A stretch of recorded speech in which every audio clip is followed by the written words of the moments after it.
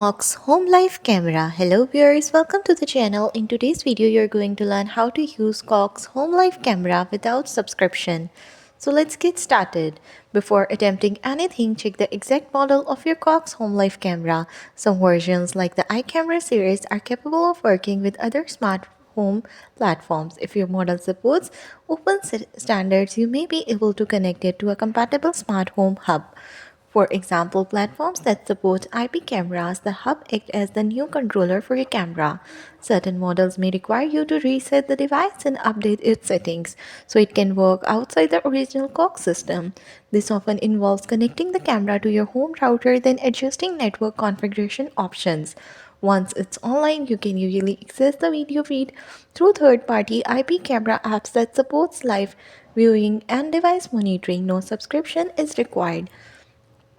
There is an important note: some Cox camera models are locked for use only with Cox Homelife services. Bypassing security protections or hacking firmware may violate the device terms of use, local laws on digital security, so only proceed with methods approved for your specific camera model.